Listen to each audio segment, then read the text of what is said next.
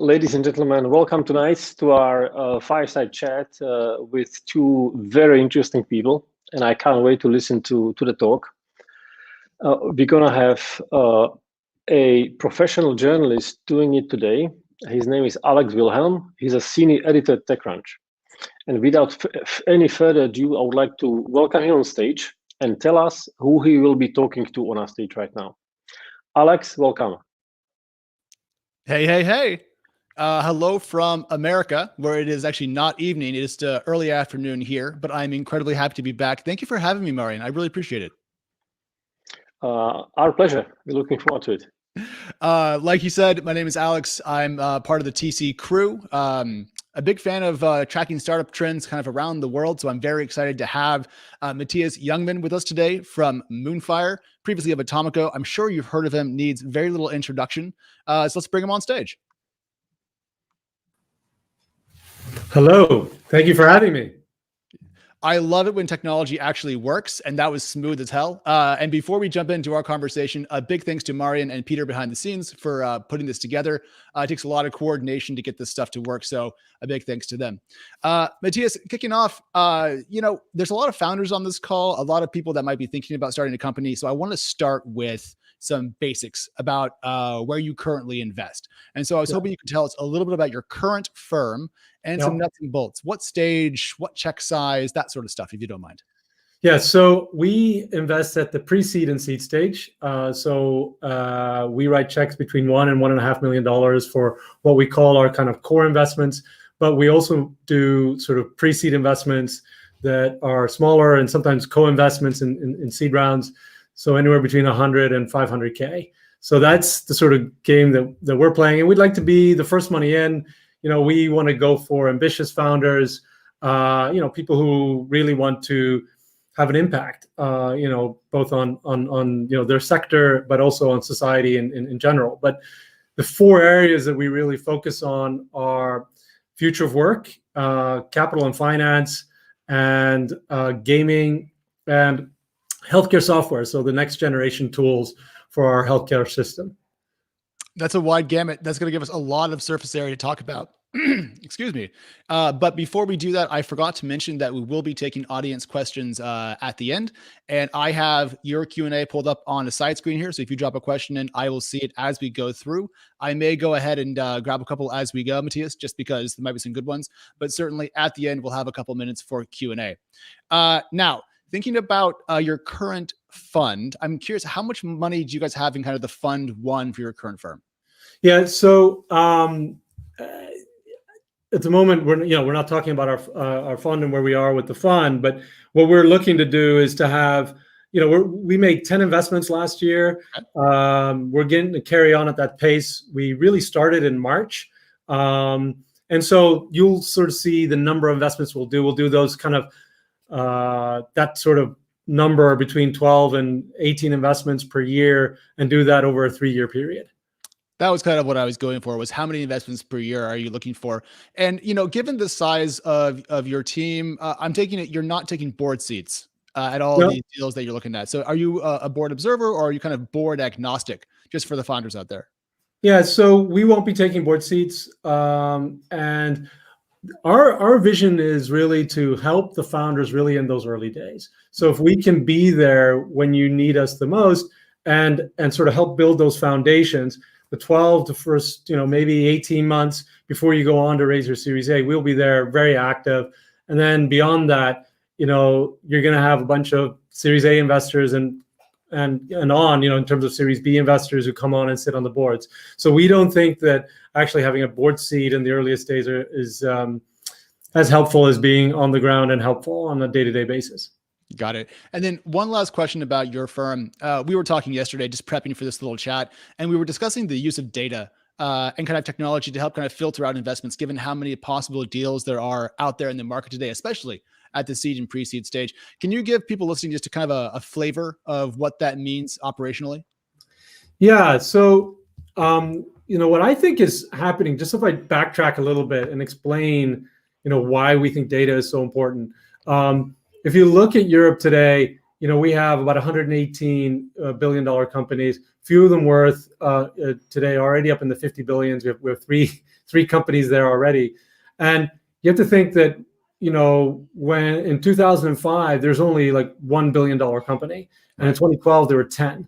And then suddenly now 118. And like I said, not only are 118, but they're really big. They're like 50 billion. And so there's the ecosystem, I think, has grown at that stage. So we see that sort of compounding effect. But I think it's even larger than that because the community of people working in the industry is so big. And at the same time, you're having a next generation of startups being created. And if you think that you're going to use the same tools that you had earlier when the industry was so much smaller, I don't think you're going to be as effective. So this is about building in a sort of digital approach to everything that we do, where we use this data-driven strategy to help with our decision-making, our workflow, and ultimately to scale our business. So we today already are looking at, it's 1.2 million people, 1.1 million companies, and 170,000 investors. So we're spending a lot of energy and time evaluating the space. Well, it's going to be fun to see where that data leads you. Thinking about 18 deals this year. I don't know how many you've done so far in January, but that's a pretty quick cadence. So it's going to be fun to see where that money actually lands this year. Have you done a deal in 2021? No, we haven't done a deal in 2021 yet, but we did 2 deals at the end of December. And I think the cadences are going to be, so when I say 12 to 18, it could be at the lower end as well. But you have to think too, we have 2 different categories, like the 1 to 1.5, and then, the 100 to 500K. Right. So I want to talk about the seed stage kind of investing market in Europe. I've been paying a lot of attention to what's been going on here in the States. And I did a little digging into the data that we're seeing now about kind of 2020 seed stage in Europe. PitchBook says that there was an all-time high amount of venture capital invested into Europe last year, 42.8 billion euro. And estimated deal count is kind of at an all-time high. However, it looks like the ratio of investing is skewing later and later stage in Europe. The companies that you mentioned earlier are doing a great job raising capital, but it looks like the amount of seed deals are actually kind of going down over time. I'm curious, does that match what you're seeing on the ground in and around Europe? No, it doesn't. I mean, I see more deals than ever. And not only are there more deals, they're really impressive entrepreneurs. And so I think that you're seeing as well that companies that are founded here in Europe are also having a trajectory that's faster than ever before. And good examples of that are UiPath and Hopin, right? That move really quickly. So I think the ecosystem is really evolving quickly. I think the data is always a little bit, be careful with the data because it's sometimes, you see it being a bit off because you could be a quarter or so off of people going out talking about their raise. So either a founder doesn't want to talk about it yet and they're waiting, or it just doesn't get picked up. It's not of interest, let's say, to the press because there's so much other interesting things happening in the tech industry today. So I think I would be very careful with those numbers. For sure. And seed data is the laggiest of all venture capital data. It's much easier to not announce a $1 million seed round than it is to avoid announcing a $100 million or 100 million euro round. So there is some differences there. But that's why I was thinking about this multi-year change that I was seeing. It's not just data from the last quarter, but it does appear to be less strong than I thought. But on your point about it being as active as ever in the seed stage, is that impacting the pace of deal making amongst you and your peers? Are you guys being forced to get to conviction faster, to make decisions more quickly? Because I hear a lot about that over here in the States. Yeah, absolutely. I think that trend's happening, and I saw that at the end of the year last year. I mean, it was just things went super fast, and I think it's just going to continue to increase. So there's a couple of things that I wanted to talk about. When you're talking about, how is seed faring compared to other parts of venture? I think that Series A and Series B is really hot, and there's lots of money and capital, and there's a lot going on there. I do think that European seed has been overlooked, and I think there's not as many seed funds in Europe as there are in the US. And, a lot of LPs that you talk to, they talk about 900 seed funds in the US. I think here in Europe, there's probably hundreds, but there's nothing close to 900. And right. maybe in my mind, when I look at it, I can see maybe 40, let's say, branded seed funds. And so I think that evolution is going to have to happen. And then the next part of your question about speed and activity, the death of geography means that people are Zoom investing. And so the Americans, you're sitting there in New York, I'm here in the UK, and it's no problem, right? And once you start getting used to this, cutting checks, whether it's in San Francisco, New York, or London or Berlin, it becomes just as easy. So I think, what I was expecting, that kind of hyper competition that you're seeing in the Valley, where maybe they take 24 hours or 9 days to make a decision, from end to end. Here in Europe, it would take time for that to happen. I think I would move that forward, because I think the Zoom age has changed that a bit, and people are looking further afield. So just to kind of parse that a little bit, it sounds like you're saying that Europe does need more domestic seed funds to fund the number of entrepreneurs that are coming up in the continent, but also that investors from other continents are showing up. So I'm curious, how many more American seed stage investors did you see last year show up in European deals? And how much more was that than, say, 2019 or 2018? Yeah, I mean, that's really hard to sort of say, but because it's hard for me to sort of have hard facts like that. But what I am seeing is that it's more frequent that I sort of have a US investor who is kind of pinging one of our portfolio companies saying, hey, I heard you're doing something interesting. And they're doing that even before we've announced a seed round. So they're really quick. They're on the ball, and it's top tier companies. And, they're canvassing all of Europe. So, my feeling is that this is amping up and, probably doubling. Okay. And then just to double click on the changed environment that we've seen in this COVID era that we're still in, these changes that we're talking about to investment speed and who invests where and so forth, you expect those to persist after COVID goes away? Yeah. I think so. Yeah. I don't see there's a reason why it would sort of revert completely. I mean, I think there may be a moment where people say, okay, look, I'm going to change a little bit how I work, but I think you're still going to have, hard to say, but maybe 2/3 or 1/3 where you're really not changing anything from this pandemic period. Just if you look at like how us, we were created in the pandemic, we built a team in the pandemic, and we've made all these investments during this pandemic. And to be honest, it's been probably the most exciting period of my life, and also, extremely positive. Like, it's incredible what headway. I mean, it was looking pretty dark in March and April, and I was sort of questioning where it all was going to go.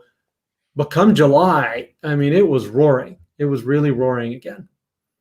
This brings up kind of what we saw last year, fear and panic in the March, April, maybe even May timeframe, and then kind of a sustained boom through the end of the year.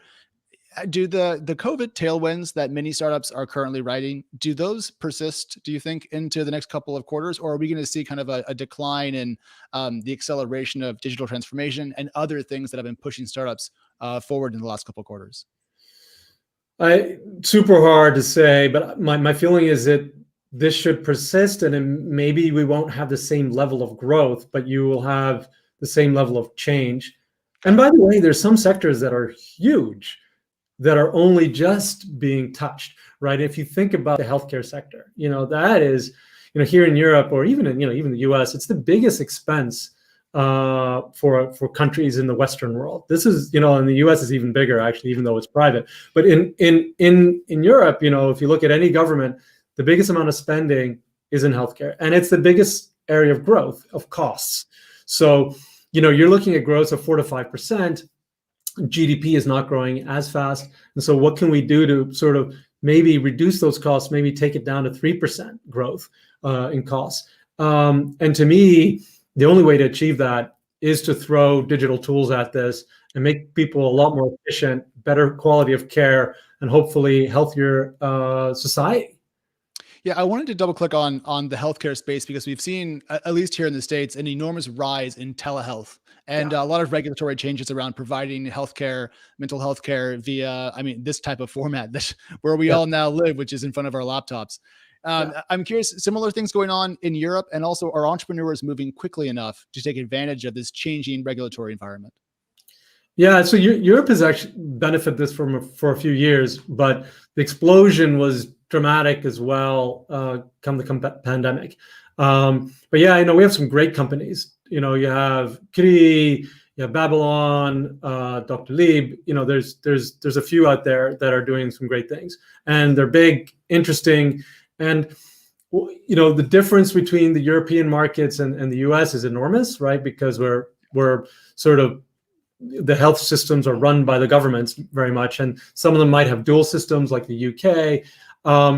But what happens then is that these companies can grow actually fairly quickly in those markets, right? Because once you have a relationship with the government and you're allowed to do what you're doing, you can just expand across it. Whereas in the US, it's kind of state by state, it's sometimes hospital by hospital, and a little bit more cumbersome. So it's interesting. A lot of people talk about Europe being a difficult market to grow businesses in, but my view is a lot of these barriers are disappearing, and in some sectors, they're actually much lower than they are in the US.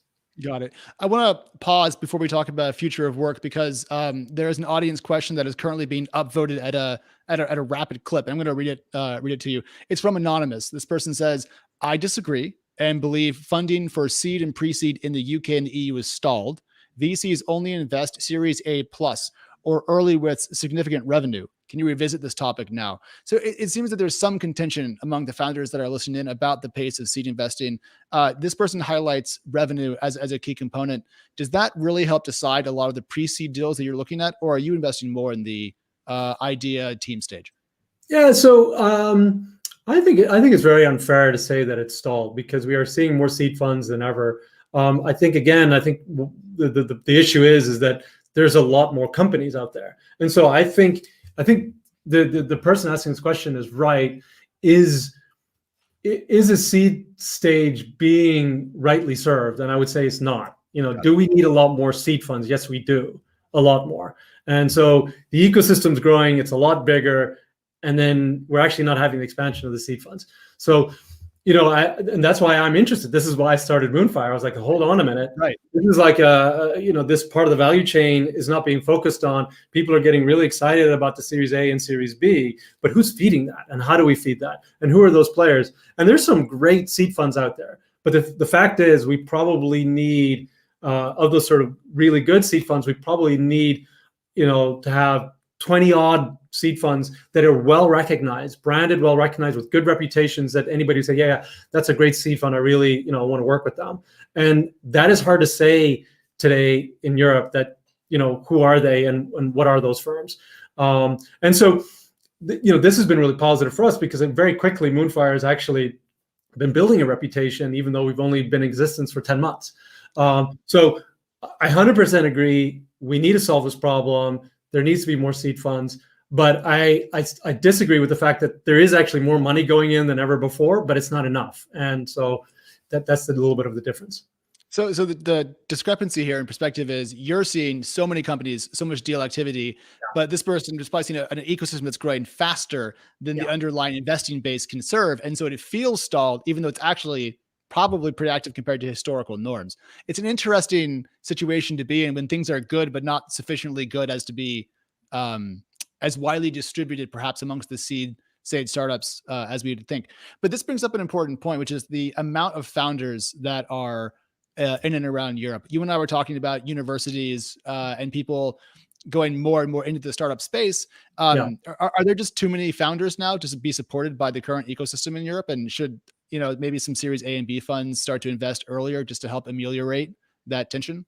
Yeah, but by the way, they are, right. So there's more of them there. So they are coming, and I don't think that they're going to have the frequency that we potentially need to really fill it, but they're absolutely there. And I think during the pandemic, a lot of them started doing seed deals at a higher rate, I believed in that they'd done before. Now, you know, the only thing I would caveat is that I think there is a difference in playing in seed than it is playing in the A and the B.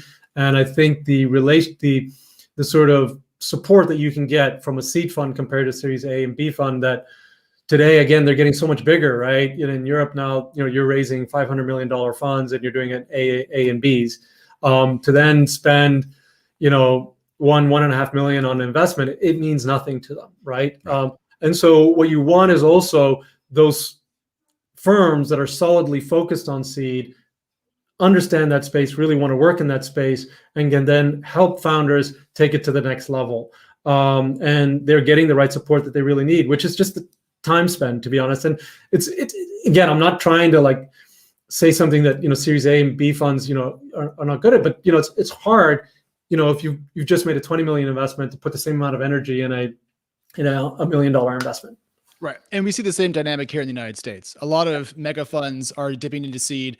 And if you don't absolutely crush it, you get kind of ignored. And it's not a great place to be. You can end up stuck, essentially, after a round like that. And just as a data point for everybody, venture capitalists in Europe raised 19.6 billion euro last year, which I believe is an all-time high. So there's plenty of money. The question is too much of it concentrated in the latest stages and not enough being put into the seed stage? That's the tension that we're talking about. Okay, and that's what I believe. Yeah, no, I think the data bears that out. It's just fun to see that there's so much interest in receiving seed funding from founders that even though there's more seed deals per your perspective, it's still not enough. That implies a rich field of entrepreneurship going on in Europe, which is exciting. It's not a bad thing. This is what I believe. I mean, I think what's cool too, if you look at these 118 companies that have reached $1 billion valuation or more, they're coming from 16 odd cities in Europe, right? Yeah. So it's very broadly distributed. It's not just like, okay, it's all happening in one place or the other place. Europe, when we're seeing this transformation, it's across the whole region. And the reason why that's, you know, I think that's a great, you know, endorsement of the ecosystem, because we actually have lots of good universities all over Europe. And I think every university in Europe that was building a sort of engineering degree or, you know, department, they were looking at becoming world-class. And that's what's really interesting. So if you go to Spain, it's good engineers. If you go to Portugal, there's some actually great engineers down there too. Turkey, by the way, you know, who I also call part of Europe, great engineers. And of course, we know that Eastern Europe are really strong. And then, you know, the Nordic tradition in engineering is also very good. And they're a little bit different, by the way. They're all coming with a little bit different sort of competencies. So I was actually going to ask later on about which countries in and around Europe are doing better than I might expect sitting here in the United States. But it sounds like from that comment that it's relatively broad and that nearly every country in the EU, say to pick a group, is seeing significant startup activity. So maybe the better question is there a country that's lagging behind your expectations in terms of founders and startup activity? Yeah, the one that, you know, by the way, I lived in Italy for 4 years. I went to high school there, so it's very close to my heart. And so it's maybe one country that I spend time and look at. You know, I know that Italians are extremely entrepreneurial. I also know that, you know, in terms of their engineering degrees are top quality. We know that there's been some amazing innovators coming out of Italy. And then the CERN Institute is full of Italians. So, you know, we know the capacity there, but the Italian ecosystem is really slow. There's not much going on in comparison to their GDP. But what was really interesting was the pandemic has actually brought on a little bit of more of a digital economy. So the number of people that are shopping online and so on has increased dramatically. So who knows, it might change. I do think that there are some bureaucracy issues there too. It's difficult to start companies in Italy, but, you know, I think watch that space. You know, once Italy starts to get going, it can be really fascinating. The country that I'm most impressed by is France. I think France, you know, it's the second biggest, but, you know, Germany was and it was for a long time, and I, you know, really owned that space, and I was wondering whether Germany would overtake the UK, and I think now what's more likely is that, you know, if we were going to look at anything overtaking the UK, it would be probably France. Yeah. And just because we're on the UK point, just for a second here, any impacts regarding Brexit on investment in the UK so far, or on startup performance in the country as that's sorted out? You know, I think when you look at these type of decisions, they mostly affect the old school industrial age, right? So when you're moving physical goods, and they're the ones that have problems with shipping things and tariffs and all that kind of stuff. But I also think there is a little bit of a problem of boiling the frog. You don't really feel the pain until it's too late, right? So, Yeah. So like I think definitely the UK has been, it's a bit of a disservice, but entrepreneurs are incredible and able to outmaneuver whatever a government tries to put in its way, particularly if it's a strong ecosystem. And I would say the UK ecosystem is really strong. And more than just fintech, it's worth saying. I know that we often talk about UK fintech, but there's more startups than just fintech in the UK. Little known fact. Okay, yeah. So we have about 14 minutes. So what I want to do is grab a couple audience questions, and then at the end wrap up with a couple of notes about what we might see this year. So I have a couple of questions about that. But Vlad Stanov says, hey guys, thanks for doing this. No worries. Mattias, what are your thoughts regarding the remote workspace, and how much potential do you see in disrupting it? And I wanted to grab this question because you mentioned future of work at the top of this. And I feel like we've seen remote work and future of work become kind of enmeshed in people's minds, and they're not quite the same thing, I don't think. So curious about your thoughts about remote work, and then also how do you define future of work more broadly?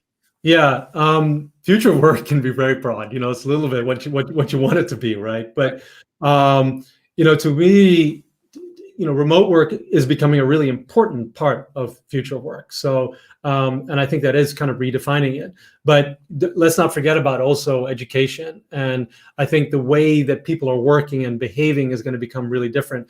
And that our careers are not going to be, we already know they're not going to be the thing of, you have one job and then you retire. But do we really recognize that we might have 10 jobs? And it's not just 10 jobs, it's like 10 completely different jobs.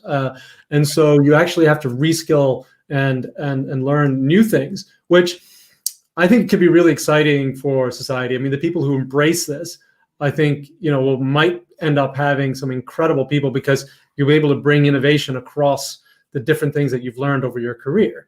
But yeah, it changes the way we will interact with education. So I think that space, we know the pandemic is changing it, but I think we're going to end up with a whole new evolution there as well. But then it's also, when you do look at future work, you can also look at really, the physical aspect of it as well, like where you're working, how you're working, and that's where sort of remote work comes in too. But it goes beyond that. I also am interested in like how people are paid, and like you have people who maybe have their ties to companies in various different ways. So this is again related to remote work, but I think there's two tensions. One is I want to be working for a company that I believe in their vision, and I feel like I'm on a mission together with them. I think that becomes really important. But then at the same time, people want to have flexibility of maybe doing several jobs at the same time. So you have that tension of being part of something, but also maybe working at doing different things during your week. And we need to solve that through technology, so people do feel engaged while also pursuing other interests. So future of work then could be everything from ed tech reskilling companies to people allowing for more remote work. And that would include, of course, Zoom and Slack and all the famous names. And then really future of work, what doesn't fit into that aside from biotech? Just thinking about the category, it seems almost too broad to be useful. Yeah, no, but it is useful, because there is a sort of mode of how we are a relationship to work. So, there's parts of fintech that are going to be future of work, and then there's parts of fintech that are absolutely not, right? And we look at healthcare. Yeah, in some ways you can define part of healthcare, that has to do with how you can actually do, telemedicine is great, because not only does the patient get to be wherever they want to be, but also the doctor, so they can hang out in Sardinia and take care of people in Stockholm. So yes, their lives change, but then there's just the piping that's required to create a good health service that is also needed. So yeah, it's broad, but I still think it's really essential. This brings up a question from our audience here. Monica Halad, she asks, healthcare, do you include mental health into that part of your thesis? It sounds like what you just said that you would, but I wanted to make sure we double clicked on her question. Yes, we do. And actually, we have recently made an investment in that space. So watch out. We'll announce something very, very soon. So one thing we've seen in the States, and I know that we have a very different and less good healthcare system than countries over in Europe, but we've seen apps like Calm and Headspace end up rather large. These are companies that are now approaching 100 million ARR and so forth. Are there similar kind of like quiet success stories in the European health tech scene that I should probably get to know? Well, you know what? I'd call both those companies European companies. Oh. Yeah. Wow. So the founders of Calm are good friends of mine, people I've known for a long time, and Alex Chu, right? And they were all London. We all hung out together, and they decided to sort of pick up and raise most of their capital out of the US, but they started it here in Europe, and they're there, and Headspace too was a sort of European London-based team. So look. But we are, I think Europeans are really interested in mental health. And so I think we're going to have other forms of mental health that are going to come in. I think it's not just Europe. I think there is a consciousness of, we take good care of our bodies. We think hard about, we need to eat the right foods and we need to exercise and so on. And now people are recognizing that, well, maybe our state of mind can play a much bigger role and create a much better sense of well-being than ever before. And when I look at analyzing sectors, I'm really interested in the concept of access, right? And many of these things haven't really been accessible because they have been expensive, or they were hard to find the right person to help you with your problem. These are difficult solutions, and I think technology can really change our relationship with mental health. So I want to grab two more from the audience, Tobias and Forsyth. Forsyth asks, what is the most common trend you have noticed amongst European startups that have successfully raised at the seed pre-seed stage? So what's the unifying thread or theme that really brings them together in your mind? Enormous revenue growth, I think, is the first thing. I think that the question is what makes them successful or what makes them able to raise the money. So if I said what is a successful seed company, I might be stating the obvious, but obviously people that are, companies that are hiring, really strong team members, good founders who sometimes some of them are battle hardened, some of them are directly out of university, but, have expertise in a certain area. And that you're just showing that they're able to build their traction and growth, whether it's number of users or sales or whatever else it is. That to me is a really simplistic, but explanation of what is a good seed investment. I don't know if there's anything else you want to add to that, Alex, to sort of make me really understand what that question is looking for.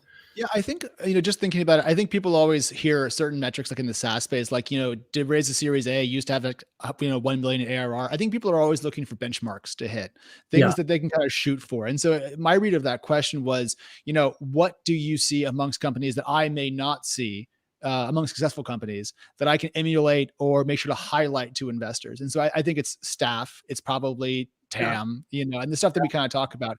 I think he was hoping for a bit of a hack around the standards, if you will.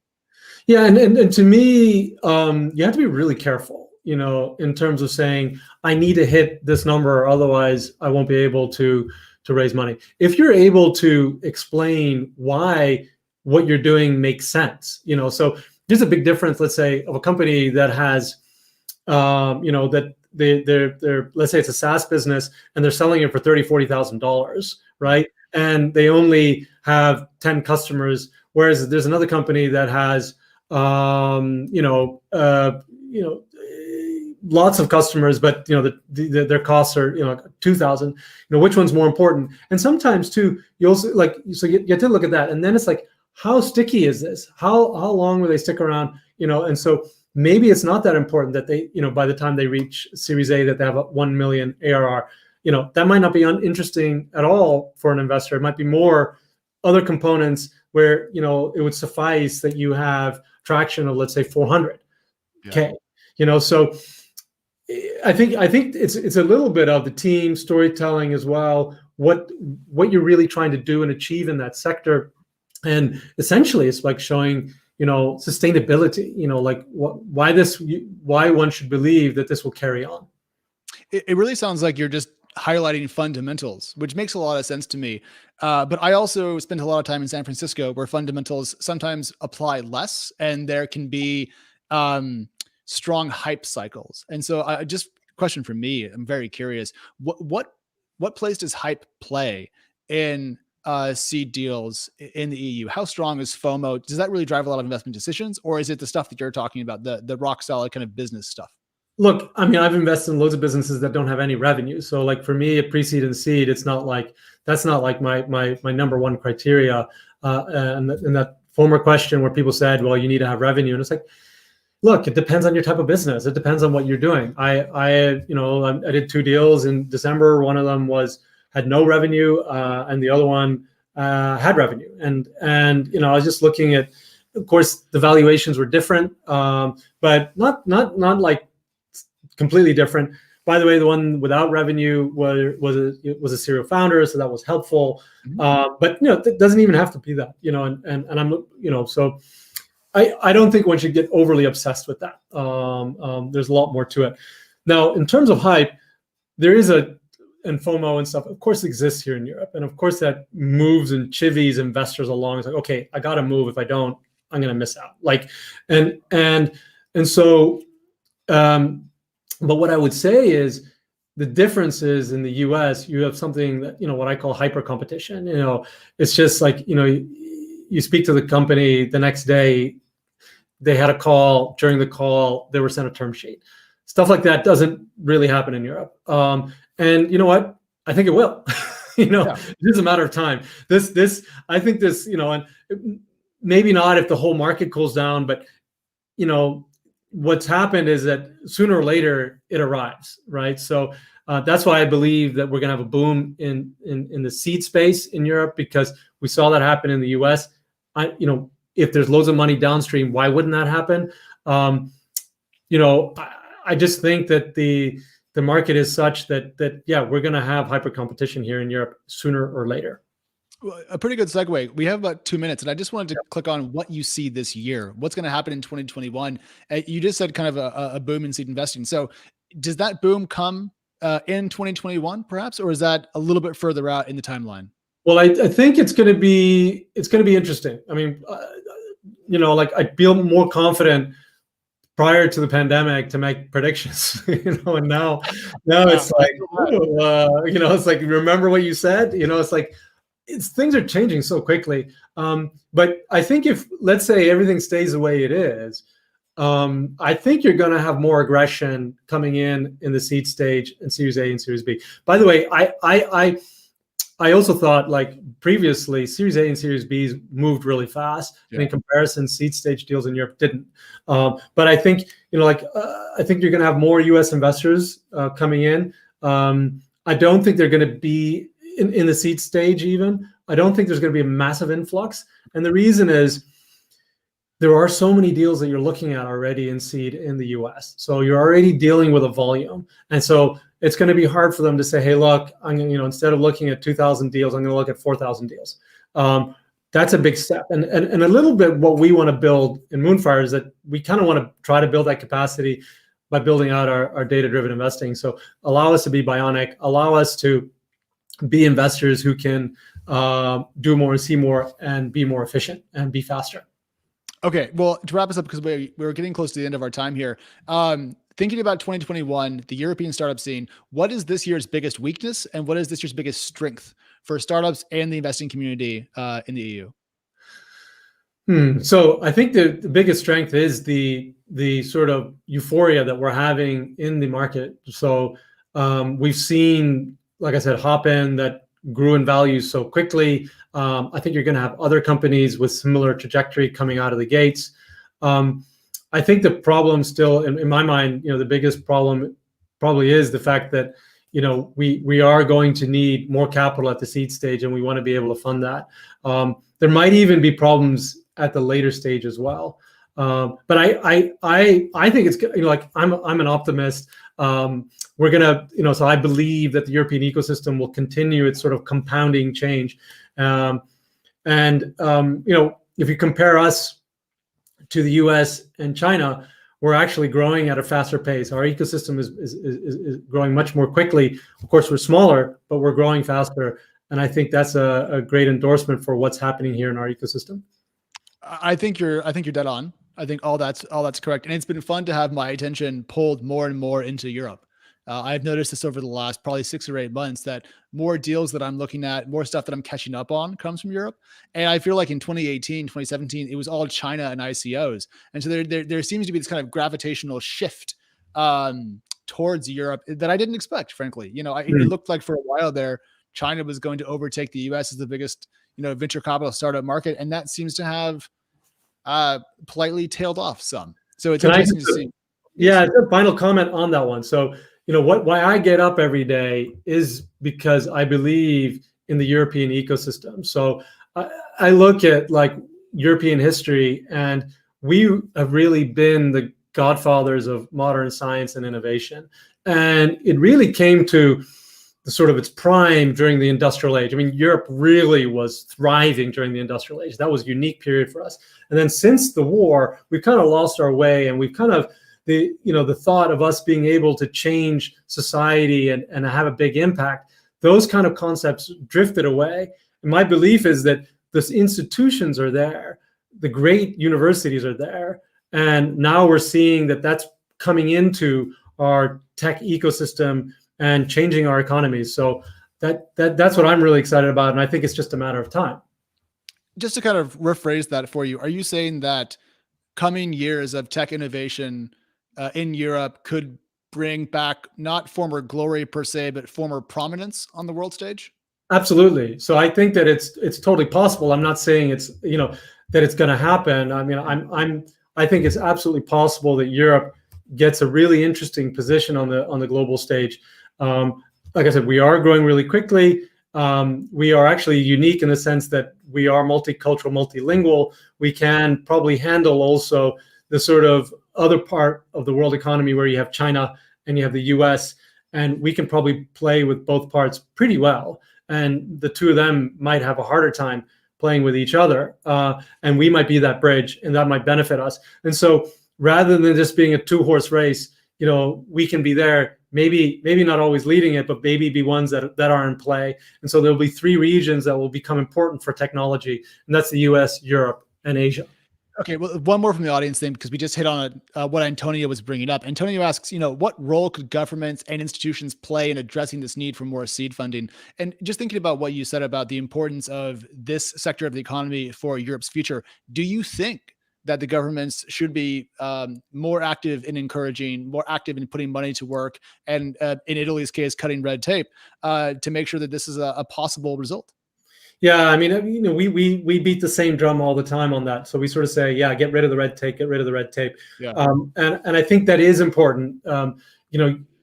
Old economies like European economies, we're just built on new laws and new laws and new laws. And at some point, we need to be getting rid of some of these things. And so I think that needs to happen. Very hard to do. In terms of money being pumped in, I think Europe has been actually pretty good at that. We need to probably be better. I think now governments are focusing on, hey, we need to make sure that we have that later stage funding. And that's the biggest problem in Europe. I actually think that's completely wrong. They need to be flipping it, moving into the early stage, starting from there, getting that European ownership from the beginning. And look, I mean, I think it would be great if we didn't need any help and we just carry on. And I think that's the way we should be working. Like, let's not even worry about that. Let's just try to fertilize the ecosystem in another way. Okay, well, we are absolutely out of time. I'm sorry everyone whose question we couldn't get to. There were a bunch of really great ones. I tried to feed them in. Mattias, where can people get a hold of you if they need to? Yeah, I mean, I'm available. You got me on Twitter and Mattias@moonfire.com. Just send me an email. All right, lovely. I'm Alex on Twitter if you want to say hello. But in the meantime, we have run out our welcome, so we're going to throw back to Peter. Thank you all for tuning in. Appreciate it. Thank you so much. Well, thank you guys, and Alex, thank you so much for moderating such brilliantly as always, you know, and a huge thanks to Mattias for sharing such a great wealth of experience.